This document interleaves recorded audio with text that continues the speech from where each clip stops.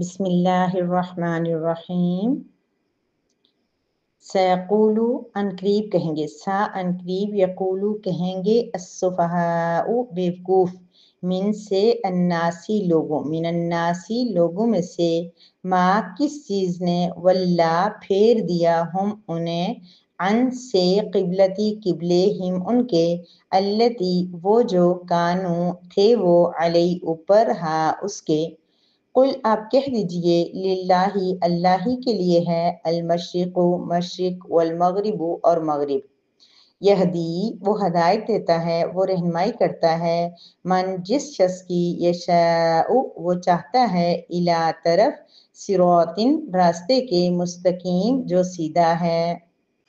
سيقول السفهاء من الناس ما ولاهم عن قبلتهم التي كانوا عليها، عنقریب بیوقوف لوگ کہیں گے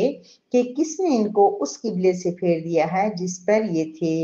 قل للہ المشرق والمغرب، آپ کہہ دیجئے اے نبی کہ مشرق اور مغرب اللہ ہی کے لیے ہیں۔ یہدی من یشاء الی صراط مستقیم، وہ رہنمائی کرتا ہے جس کی چاہتا ہے سیدھے راستے کی طرف۔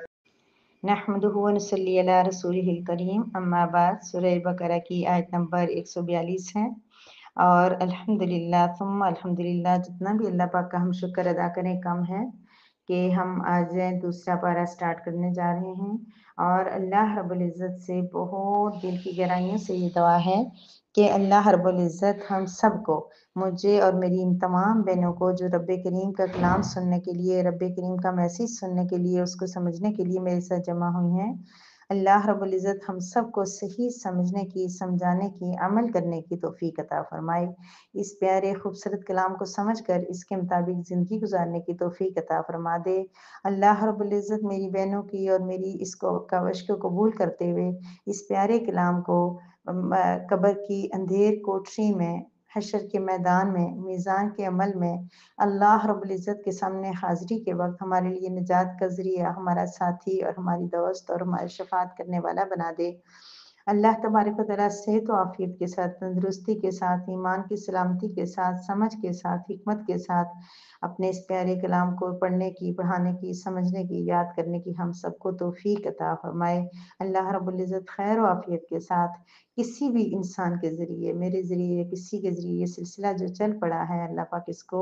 والناس تک پہنچنے کی توفیق عطا فرمائے۔ زندگی جس کی جتنی ہے وہ تو الگ بات ہے، لیکن رب کریم اس قرآن کے سلسلے کو، اس لفظی کو ان ساری بہنوں کے ساتھ مل کے 30ویں پارے کے ناس تک پہنچنے کی توفیق عطا فرمائے، اس میں مشکلات، مسائل آنے والوں کو دور کر دے، اور جو کم ہمتی اور سستی جو بہنوں میں آ جاتی ہے، یا مجھ میں یا سب، اس کو بھی اللہ رب العزت اپنے کرم سے دور فرمائے۔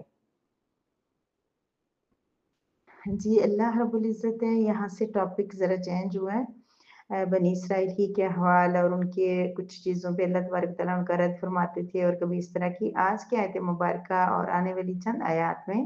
تحویل قبلہ کے مسائل بیان ہوں گے۔ تحویل قبلہ کیا ہے کہ حضرت محمد مصطفیٰ صلی اللہ علیہ وسلم جب مکہ مکرمہ میں تھے تو آپ صلی اللہ علیہ وسلم خانہ کعبہ کی طرف منہ کر کے نماز پڑھتے تھے۔ ایک قول یہ بھی ہے کہ جب سے آپ اسلام آیا، آپ کو نبوت ملی، تو آپ بیت المقدس ہی کی طرف منہ کر کے نماز پڑھتے تھے، لیکن اس کا طریقہ کار یہ تھا کہ آپ بیت اللہ، یعنی یہ خانہ کعبہ کے بالکل سامنے ایسی جگہ پہ کھڑے ہو کے نماز پڑھتے کہ بیت اللہ تو سامنے تھا ہی، اور بیت المقدس کا رخ بھی سامنے آ جاتا تھا۔ کیوں؟ یاد رکھیں، اچھی طرح اس بات کو سمجھیں کہ چونکہ قبلہ جو ہے ہمیشہ سے حضرت آدم علیہ السلام کا قبلہ بھی بیت اللہ تھا، اور خانہ کعبہ کی تعمیر حضرت آدم علیہ السلام نے سب سے پہلے کی تھی، پھر منہدم ہو گیا تھا نوح علیہ السلام کے دور میں، طوفان نوح میں، پھر ابراہیم علیہ السلام نے دوبارہ تعمیر کی، اور اس کے بعد انبیاء کا یہی قبلہ رہا۔ لیکن بعد میں جب حضرت سلیمان علیہ السلام نے بیت المقدس کی تعمیر کی، تو اس کے بعد بنی اسرائیل کے جو انبیاء آئے ان سب کے لیے بیت المقدس ہی قبلہ مقرر ہو گیا تھا۔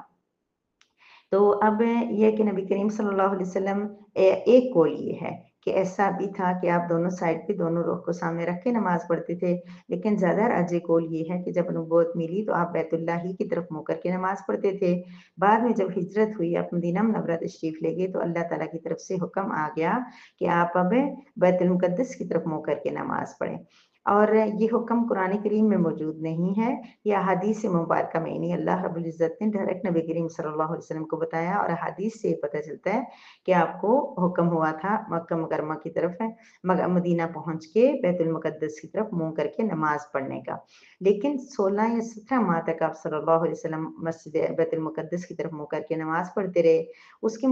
کے بعد یہ ہوا، چونکہ آپ کا اصل قبلہ تو بیت اللہ ہی تھا، اور آپ حضرت ابراہیم علیہ السلام کی اس ایک ملت پہ اور اس پہ تھے، تو اس لیے، اور انبیاء قبلہ اور اصل قبلہ جو بیت اللہ ہی تھا، تو اس لیے نبی کریم صلی اللہ علیہ وسلم اور مکہ مکرمہ کے ساتھ آپ صلی اللہ علیہ وسلم کی بیت حرام کے ساتھ، مسجد حرام کے ساتھ جو آپ کا تعلق اور لگاؤ ہے وہ سب جانتے ہیں، تو آپ صلی اللہ علیہ وسلم کی دلی خواہش یہ تھی کہ آپ کا قبلہ دوبارہ بیت اللہ بن جائے، اور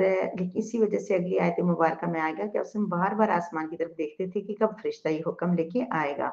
تو اب یہ کہ اللہ تبارک و تعالیٰ اس کی ایک پیشن گوئی، ابھی یہ اس آیت مبارکہ میں قبلے کی تحویل کا حکم نہیں آیا، مسلسل کچھ آیات چلیں گی جن میں اس میں پوری ڈیٹیل آئے گی، قبلہ کیوں بنایا گیا، کیوں منع ہوا، کیا ہوا، اور اب کرنا کیا ہے، لیکن اس آیت مبارکہ میں اللہ تبارک و تعالیٰ ایک پیشن گوئی بیان فرما رہے ہیں، حضور صلی اللہ علیہ وسلم کو بتا رہے ہیں، کوئی کی خوشخبری بھی دے رہے ہیں، کیونکہ صلی اللہ علیہ وسلم کی خواہش تھی کہ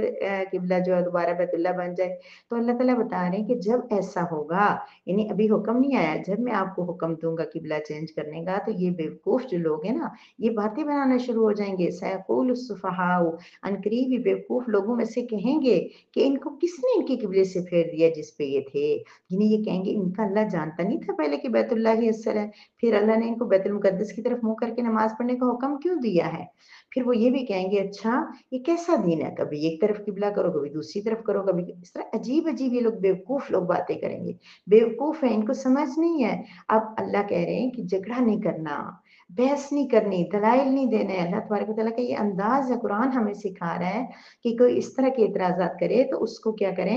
آپ بات کو پھیر دیں، اگر اس کی بات سمجھنے کی کوئی بات ہے تو اس کو سمجھائیں، جو میں اکثر کہتی ہوں، اگر نہیں ہے تو بات کو چینج کر دیں، موضوع چینج کر لیں، لیکن ان سے بحث مت کریں۔ اللہ کہہ رہے ہیں آپ ان کو بولنے دو، جو وہ کہہ رہے ہیں وہ کہتے رہیں، بیوقوف ہیں، کہتے ہیں، ان کی سمجھ نہیں ہے، لیکن آپ ایک بات ان کو بتا دو، آپ کہہ دو کہ للہ المشرق والمغرب، مشرق اور مغرب اللہ کے لیے ہیں، ان کو ایک بات سمجھا دو کہ یہ جو قبلہ ہے نا، قبلہ جو طے ہوا تھا، پہلے بیت اللہ تھا، پھر بیت المقدس بنا، پھر بیت اللہ ہوگا،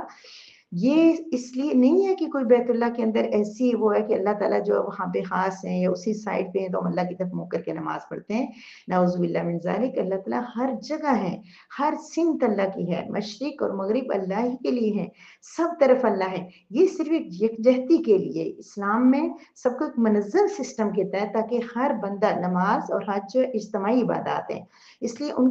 کے اگر اللہ تبارک و تعالیٰ نے کہہ دیا کہ سب ایک وقت میں، نماز کے وقت میں اپنی ہر نماز کو کیا کریں گے، اس کی طرف منہ کر کے نماز پڑھ دیں گے، ایک منظم اور ایک اتحاد اس سے ظاہر ہوگا، ان کا اتحاد آپس میں ظاہر ہوگا، اللہ تعالیٰ کی طرف پاس جو اتحاد کی اہمیت بہت زیادہ ہے، جو کہ ہم بالکل چھوڑ چکے ہیں۔ باقی یہ کہ دیکھیں باقی چیزوں میں بھی اللہ تعالیٰ کر دیتے کہ مسلمان صرف اسی طرح کا لباس پہنے، ایسے ہی جوتے پہنے، ایسا ہی لائف سٹائل رہن سہن کریں، ایسی چیزیں کھائیں، کتنا مشکل ہو جاتا، اللہ نے ایسی کوئی چیز لازمی نہیں کی، جو چیزیں ضروری تھی یہاں پر اللہ نے قبلے کو کرا دیا، کیونکہ اس سے کوئی نقصان نہیں ہوتا، ہم نے جہاں نماز بچھانی ہوتی ہے، ہم خانہ کعبہ کی سمت میں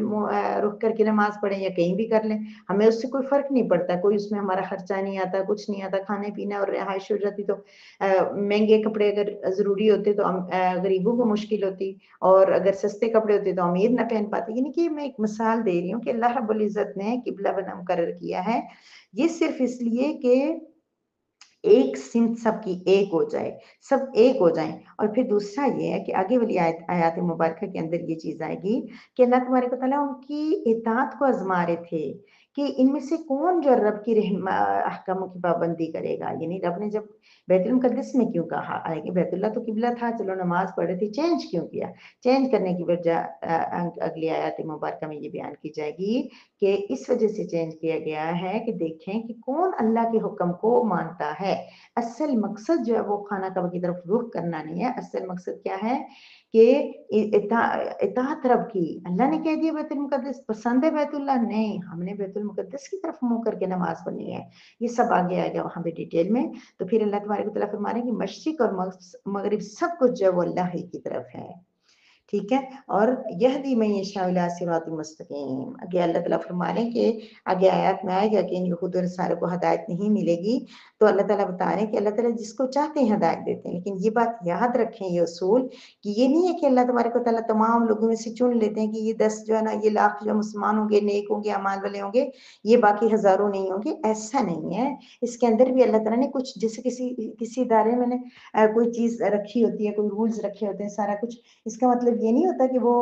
جو ہے نا وہ بالکل ہی اسی کے مطابق سارا، بلکہ کوئی اس کے اندر مزید ڈیٹیل بھی ہوتی ہے جو وہاں بتائی نہیں جاتی. تو یہاں بھی ڈیٹیل یہ ہے کہ تمام لوگوں میں سے اللہ تبارک و تعالیٰ جس کو چاہیں گے ہدایت سیدھے راستے کی طرف دکھائیں گے، لیکن جو خود بھی چاہتا ہوگا، میں یہ شاؤ، جو شخص بھی چاہتا ہوگا، جو دین کی طرف آنا چاہتا ہوگا، جو رہنمائی حاصل کرنا چاہتا ہوگا، وہ اس بنا حسد سے، یعنی اللہ تعالیٰ کے دین کو سمجھنے کے لیے اپنے دل کو پاک صاف کر کے دیکھ رہا ہوگا کہ میں کون سا دین صحیح ہے، کون سا مذہب صحیح ہے. پھر وہ اللہ تعالیٰ اس کو سیدھے راستے کی طرف ہدایت دیں گے، پھر رہنمائی کریں گے تو وہ سیدھی راستے پہ آ جائے گا. جو ہٹ طرف ہو جائے، ضدی ہو جائے، جو کہے کہ میں نے کسی صورت میں اپنا مذہب چھوڑنا ہی نہیں ہے، میں نے اپنے عقائد سے ہٹنا ہی نہیں ہے، تو اس کو اللہ تعالیٰ پھر مہر لگا دیتے ہیں. یہاں پر مطلب سمجھ لیں اچھی طرح کہ یہ اللہ تعالیٰ اس طرح نہیں کسی کو گمراہ کرتے کہ کسی کو ہدایت دے دیں کسی کو گمراہ نہیں. وہ انسان کے اندر کو اللہ تعالیٰ دیکھ کے کہ جس کو ہدایت کی طرف شغف ہوگا، رغبت ہوگی، کوشش ہوگی، ارادہ ہوگا، تو اللہ رب العزت اس کو ہدایت دیں گے، سیدھے راستے کی طرف چلائیں گے. تو قبلے کی تحویل کا مسلسل جن آیات میں، آنے والی آیات میں مزید جب واقعہ بیان ہوگا تو بات کلیئر ہوگی. اس آیت مبارکہ میں بس اتنا اللہ پاک فرما رہے ہیں کہ جب ہم آپ کا قبلہ چینج کریں گے تو تب یہ لوگ بڑا اعتراض کریں گے، بڑی باتیں بنائیں گے، لیکن آپ نے اس ٹائم پریشان نہیں ہونا. آپ ان کو کہہ دینا کہ یہ قبلہ کچھ نہیں ہے، اللہ ہر طرف ہے. یہ تو اللہ تعالیٰ نے ہمیں آزمانے کے لیے کچھ عرصے کے لیے دیا تھا، ہمارا قبلہ بیت اللہ ہی تھا.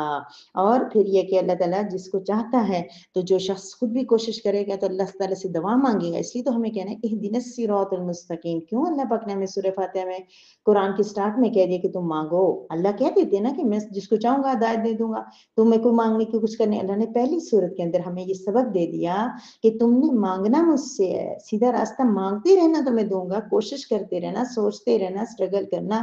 سرچ کرنا، کوشش کرنا، پھر میں تمہیں سیدھا راستہ ضرور دکھاؤں گا. اس لیے ہمیں ہر نماز کے بعد، نماز کے اندر بھی رغبت کے ساتھ، توجہ کے ساتھ، یا اللہ اہدنا الصراط المستقیم، صراط مستقیم کی طرف چلا دے. وآخر دعوانا ان الحمد للہ رب العالمین.